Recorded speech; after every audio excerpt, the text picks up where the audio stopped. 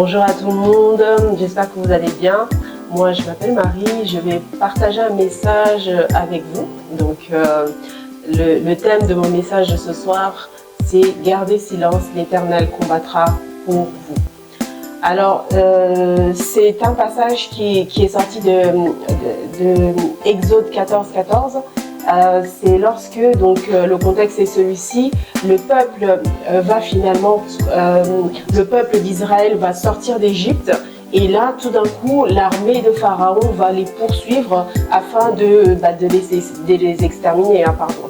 Et ce qui va se passer, c'est que à un moment donné, le peuple va commencer à crier, et Moïse va crier à Dieu en fait, et Dieu va lui dire, mais en fait, tu as quelque chose dans les mains. Et donc avant que Moïse vienne à comprendre que le bâton qu'il avait entre les mains était en fait la solution pour pouvoir ouvrir la mer Rouge, Moïse va faire une affirmation qui est vraiment une affirmation de foi. Il va leur dire, gardez silence, l'Éternel combattra pour vous. Donc c'est de là qu'est tiré donc mon message que je souhaite partager ce soir. Et quand on parle de garder silence, cela signifie pas seulement ne pas parler, ça signifie aussi, en fait, c'est avoir une certaine attitude, une attitude de foi, une attitude qui te dit que je ne vais pas me précipiter, je ne vais pas avoir peur, mais je crois que Dieu va combattre à ma place. C'est souvent ceux qui se retrouvent dans des situations où eux-mêmes ne peuvent pas se défendre en fait à ce moment-là.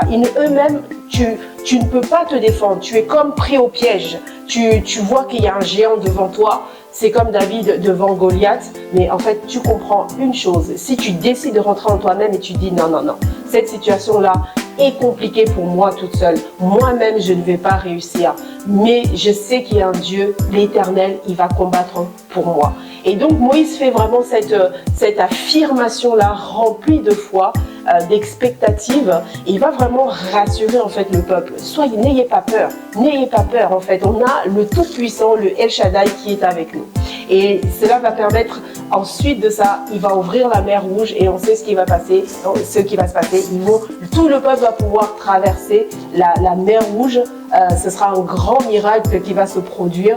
Et ensuite de ça, par contre, l'armée de Pharaon qui finalement était derrière eux en train de les poursuivre, mais ce qui arrivera, c'est qu'ils vont être confrontés à la mer Rouge qui va se refermer littéralement sur eux, et ils seront, eux, détruits au lieu que finalement ils viennent détruire le peuple. Donc, mon message cet après-midi, c'est vraiment pour te dire, il ne faut pas avoir peur. N'aie pas peur. Quand on dit que l'Éternel combattra pour toi, c'est vraiment signe de confiance, une confiance absolue en ce que Dieu est capable de faire et ce que Dieu veut faire dans ta vie. Et c'est la même chose un peu que finalement l'apôtre Paul va nous dire dans Philippiens 4 au verset 6, il va dire, ne vous inquiétez de rien, mais en toute chose faites connaître vos besoins à Dieu par des prières et des supplications. Donc en fait c'est ça, en fait par là comprends une chose, c'est que tu dois garder ton calme.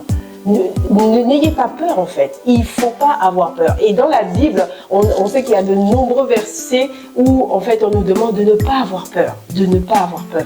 Et c'est ça le thème de cet après-midi que je veux partager avec toi. Peut-être que tu traverses une difficulté ou plusieurs et que tu ne vois pas de solution. Toi-même tu as essayé à gauche, tu as essayé à droite, tu as essayé avec les hommes, tu as essayé avec toi-même, mais tu comprends que tu n'y arrives pas. Et bien, peut-être que la solution pour toi aujourd'hui, ce serait de confier en Dieu. Pour toi, la solution peut-être aujourd'hui, c'est que tu comprennes que tu as un Dieu tout-puissant. Tu as un Dieu qui t'aime et qui peut vraiment t'aider dans cette situation. Et n'est-ce pas que le psaume 37 au verset 5 nous dit ceci, et mets ta confiance en lui et il agira. Donc, tu dois avoir confiance en Dieu. Pour essayer donc de répondre à cette situation, à cette affirmation, pour essayer de comprendre un peu ce qu'on veut dire par vraiment garder silence, l'Éternel combattra pour vous. Pour comprendre vraiment cela, on va essayer de comprendre deux choses. On va aller dans l'histoire de Joseph. On va voir que l'histoire de Joseph est vraiment un merveilleux exemple vraiment de cette affirmation-là. Parce que Joseph va être confronté à tellement de choses, tellement d'injustices, où à chaque fois finalement il était pas capable de se défendre. Il va passer d'une situation où ses frères vont le jeter dans la citerne. Ensuite, il sera vendu comme esclave. Et ensuite, il va se retrouver en prison. Il ne peut pas se défendre. Si vous êtes esclave, comment vous faites? Vous ne pouvez pas. Et qu'est-ce qui va arriver? L'Éternel va combattre pour lui. Donc, pour cela, on va vraiment essayer de comprendre comment Joseph il a appliqué ce principe dans sa vie et aussi tenter de comprendre finalement les leçons qu'on peut en tirer à partir de la vie de Joseph et dans la vie en général. Donc déjà la première chose que je veux qu'on comprenne dans l'histoire de Joseph, on le retrouve dans le premier livre de la Bible, donc dans la Genèse au chapitre 37. Et la première vraiment chose qu'il faut comprendre dans cette histoire-là, c'est que Dieu avait réellement occasionné la situation. C'est-à-dire que tout le cheminement de Joseph, Dieu était vraiment derrière ça. Et là, tu vas te dire, mais comment ça? Comment Dieu peut permettre une telle chose? Mais c'est pas possible. Eh bien, si. si. Et on va essayer de le comprendre ici. Déjà, dans le chapitre 37, je disais tout à l'heure, la première des choses, c'est que lorsque Joseph va aller chercher ses frères, il ne va pas les trouver à l'endroit normalement où ils étaient. Et la Bible nous dit tout de suite dans le verset 17 qu'il y a un homme que Joseph va rencontrer soudainement. Cet homme-là, on ne dit pas qu'il était en train de paître ses brebis ou de faire un travail quelconque. On dit juste que Joseph a rencontré un homme. Pour ma part, je pense que c'était un ange. Et il rencontre cet homme-là et comme par hasard, cet homme connaît exactement l'emplacement réel des frères de Joseph. Et donc, il va redonner une direction à Joseph et il va aller et il trouvera ses frères. Donc, c'est déjà la première affirmation pour te dire que oui, parfois Satan, il pense te faire du mal, mais il ne comprend pas en fait. Il n'est pas en train de comprendre que lui-même, il est serviteur en fait de Dieu. Il est en train de faire ce que Dieu veut qu'il fasse et il pense qu'il est en train de t'emmener vers la mort. Donc, Joseph va aller retrouver ses frères. Et ses frères, la deuxième chose, c'est que ses frères, au premier lieu, ils veulent tuer Joseph. Ils disent, finissons avec lui en fait, parce que ses frères, ils en avaient marre de Joseph, parce que Joseph était le chouchou de leur papa, etc. Donc, ils n'aimaient pas du tout leur frère. Et ils se sont dit, mais finissons avec lui en fait. Nous, on va voir qu'il y en a un autre qui va dire, non, jetez-le dans la citerne. Ils vont jeter Joseph dans la citerne. Et le matin, alors qu'ils allaient finalement en finir avec Joseph, qu'est-ce qui se produit? Comme par hasard, on a ici des marchands qui vont passer par là et ils vont finalement décider de vendre Joseph. Et quand ils vendent Joseph, ils ne vendent pas n'importe qui. Ils vendent à des personnes finalement qui vont aller où? En Égypte. Le lieu où l'accomplissement finalement de la promesse de Joseph devait avoir lieu. Donc eux, les frères de Joseph, ils se disent vraiment que bon, on a fini avec lui, il va devenir esclave, lui et ses rêves, ce sera terminé. Donc, et lorsque ces hommes-là prennent Joseph et l'emmènent en Égypte, Joseph sera où? Chez Potiphar. Potiphar qui est un des proches finalement de Pharaon. Donc en fait, il n'y a pas de hasard dans cette histoire. Vraiment, on voit que Dieu était au contrôle de tout, depuis le début jusqu'à la fin de l'histoire.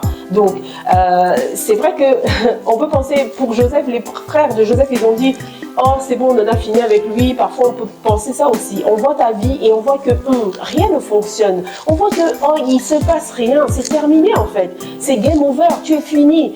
Mais ce n'était que le commencement des choses. Donc je veux vraiment que tu comprennes, alors que l'histoire de Joseph est un exemple si démonstratif de ce que Dieu est capable de faire, tu dois vraiment t'accrocher en fait, avoir foi. Ce n'est pas terminé. Ce n'est pas terminé tant que Dieu n'a pas dit que c'est terminé. Alléluia.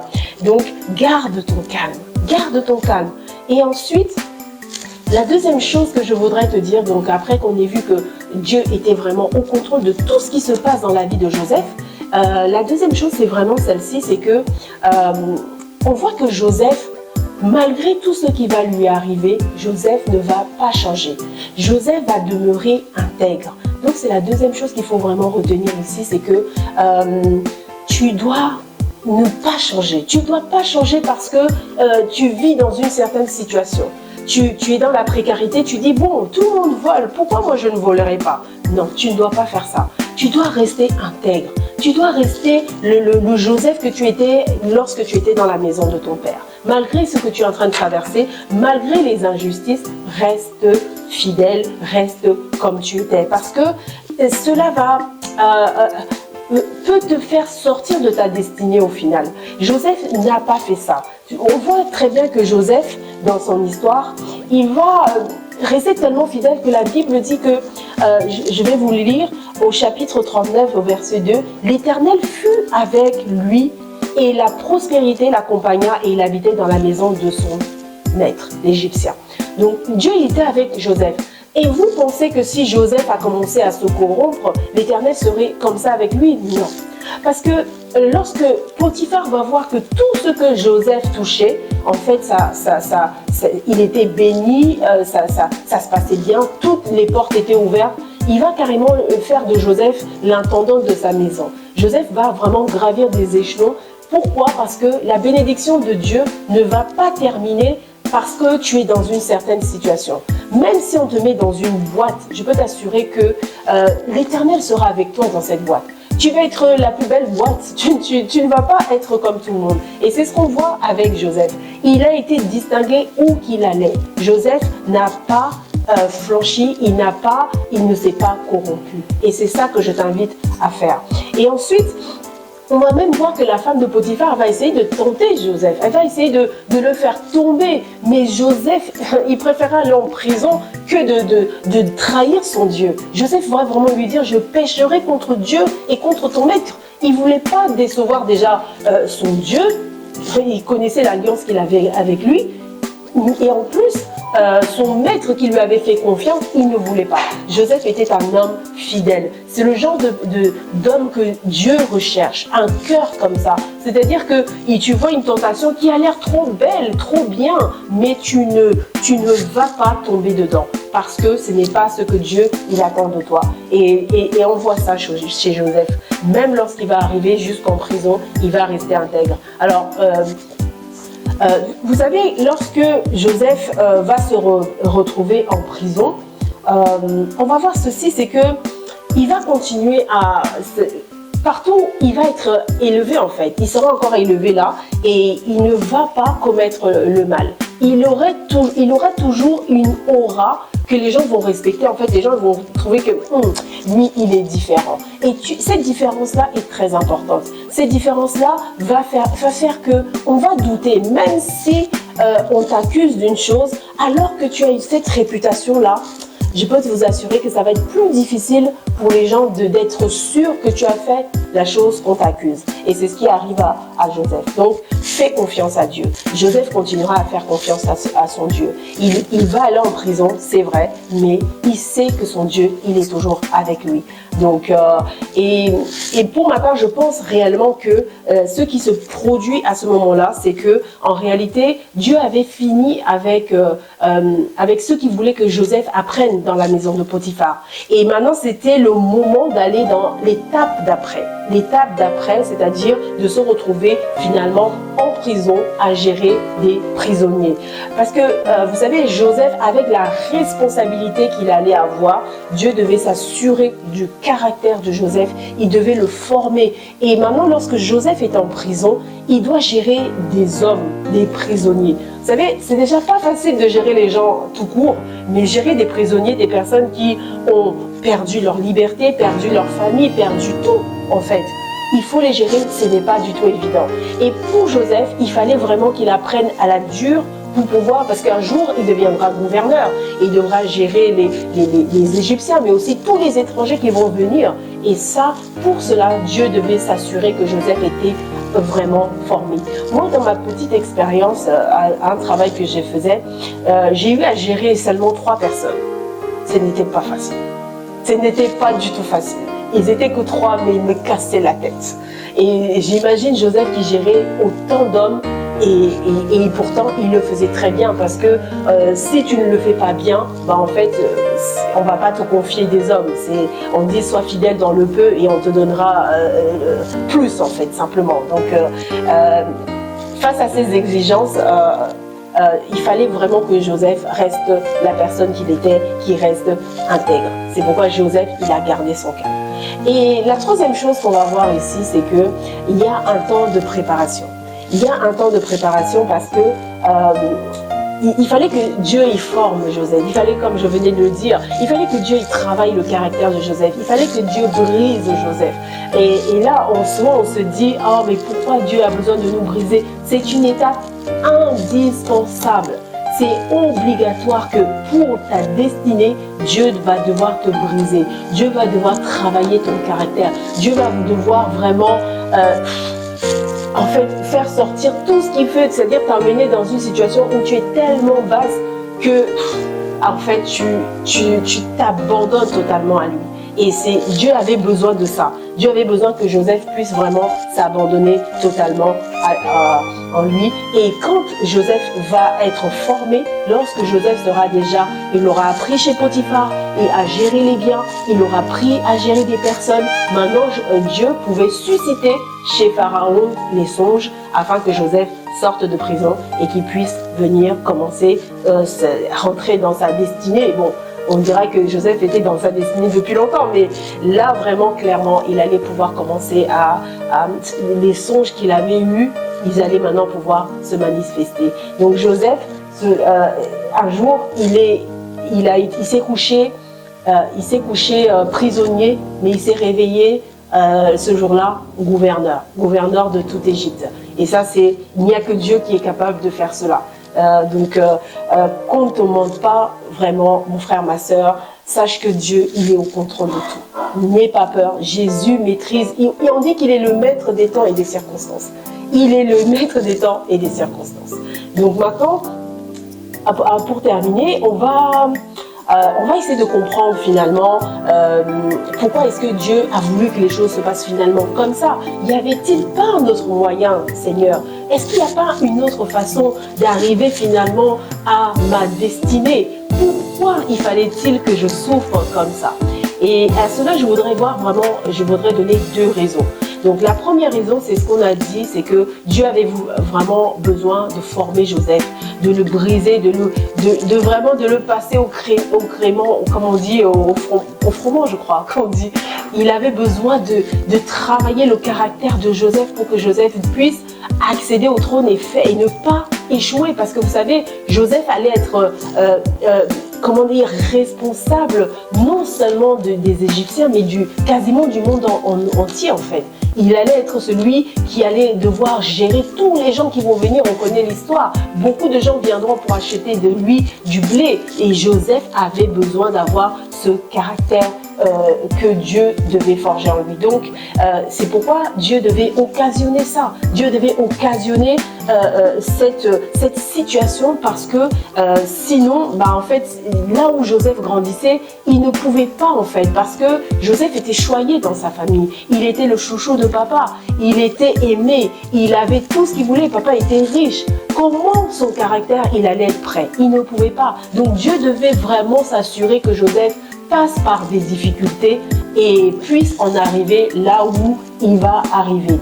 Et je me rappelle que dans la Bible, il y a un passage comme ça où Dieu parle aux enfants d'Israël. Il leur dit, il leur dit, en fait, c'était dans Deutéronome 8 au verset 2. Souviens-toi par où je t'ai fait passer, je t'ai fait souffrir, je t'ai humilié, en fait, il y a toujours une raison à cela. Dieu, il voulait les humilier, il voulait les former avant de rentrer dans la terre promise. Et pour ça, il y a ce cheminement-là. Donc, ne pense pas que toi, tu vas échapper.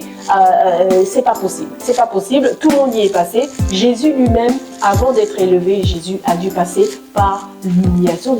Jésus a dû payer le prix. Il y aura toujours un prix à payer. Et la seconde chose, c'est que, vous savez, lorsque vous grandissez dans une certaine situation, les frères de Joseph ils se sentaient pas aimés par leur père. Mais alors que Joseph était trop aimé par son père. Et donc, un jour, Dieu a vu que pour que vraiment ces frères-là, ils arrivent à se réconcilier un jour, il faudrait vraiment laisser ce qu'ils ont envie de faire afin qu'un jour, ils se réconcilient. Et là, tu peux me dire, ça n'a aucun sens. Et bien, en fait, ça en a totalement. Parce que Joseph, lui, il va être travaillé. Son cœur va être travaillé. Il va prendre le temps, il pardonnera à ses frères. Mais maintenant, il fallait aussi qu'un travail se fasse du côté des frères de Joseph. Parce que figurez-vous que pendant tout ce temps où Joseph sera absent, ils vont avoir du remords parce qu'ils vont voir leur père, comment il va souffrir. La Bible nous apprend que Jacob, le père de Joseph, il va s'éteindre en fait avec la disparition de son fils. Il va être l'ombre de lui-même. Il va le pleurer pendant longtemps. Donc, eux qui pensaient peut-être que si Joseph disparaissait, leur père, peut-être qu'il allait plus les aimer. Mais en fait, c'est pas ça qui va se produire. Ils vont voir un père complètement abattu, complètement anéanti. Et ça va mettre en eux beaucoup de culpabilité. Beaucoup de culpabilité que Dieu s'est dit, bon, la meilleure façon, c'est qu'ils fassent ce qu'ils fassent. Et le jour où ils vont découvrir finalement que Joseph est toujours vivant, ils vont se sentir comme, voilà, Dieu a réparé notre erreur. Et donc, c'est ce qui va arriver. Les frères de Joseph et Joseph vont se réconcilier. Et pour la suite du peuple d'Israël, il fallait absolument que ces frères-là, ils soient ensemble. Parce que si Joseph, maintenant devenu gouverneur, il venait détruire tous ses frères, ah là là, ça allait être compliqué. Ça allait être compliqué parce que comment les 12 tribus d'Israël allaient exister si Joseph allait tous les détruire. Donc c'est un peu ça. Dieu a voulu que ça se passe comme ça pour ces deux raisons. Et maintenant, la leçon qu'on en tire à cela, c'est que Joseph, partout où il allait, il était leader. De chez Potiphar, en prison, partout où il est passé, Joseph était un leader. Et c'est la même chose que je veux te dire. Si tu observes que partout où tu vas, quelque part on te laisse toujours une place de choix, on te met à part, on veut que tu parles, on te donne des responsabilités, sache que derrière ça se cache ta destinée. Ne rate pas, parce que Dieu, il parle pas toujours de la manière dont on veut. On dit que Dieu parle comme il veut. Il parle tantôt d'une façon, tantôt d'une autre. Dieu, il parle aussi par les circonstances de la vie. Donc si tu observes quelque chose, sache que certainement il y a quelque chose que tu dois comprendre. Et Joseph n'a jamais abandonné l'idée de sortir de prison. Quand l'échéanceau va partir, il va nous dire: ne m'oublie pas, ne m'oublie pas. C'est-à-dire que Joseph savait qu'il sortirait de cette prison. De la même manière, ne jette pas l'éponge. Pour toi, ce n'est pas encore fini. Et la deuxième chose que je veux te dire, en plus d'être que Joseph, il était leader, là ce sera vraiment la dernière chose, c'est que Joseph, à aucun moment ne s'est fait vengeance lui-même. Ne te fais pas vengeance toi-même.